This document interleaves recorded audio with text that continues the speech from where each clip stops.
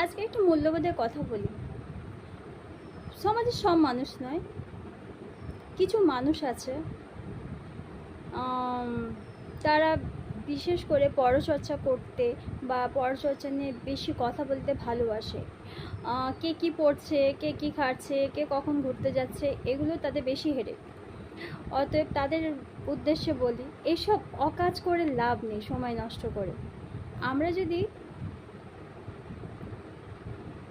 ভালো কাজ করতে পারি বা কাজের কাজ করতে পারি, সেইটা হবে মানুষের বিপদে পাশে থাকা, কেউ অসুস্থ হলে তাকে সাহায্য করা।